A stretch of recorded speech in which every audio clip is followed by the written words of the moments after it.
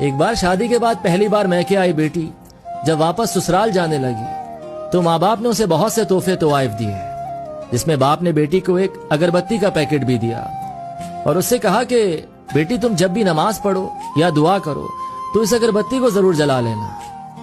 जैसे ही वो ससुराल पहुंची तो सास ने बहू के घर से आए तोहफों को हसद भरी निगाह से देखा और जब उसकी नजर अगरबत्ती के पैकेट पर पड़ी तो मन ही मन में हंसने लगी कि भला कौन सा बाप अपनी बेटी को तोहफे में अगरबत्ती का पैकेट देता है।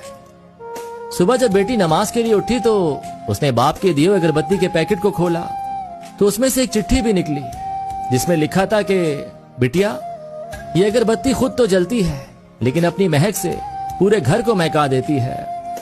हो सकता है तुम कभी अपने शौहर से रूठ जाओ या किसी बात पर सास ससुर से नाराज हो जाओ, देवर या ननन की कोई बात तुम्हें बुरी लग जाए तो तुम मेरी दी हुई इस नसीहत को याद रखना, इस अगरबत्ती की तरह जलना।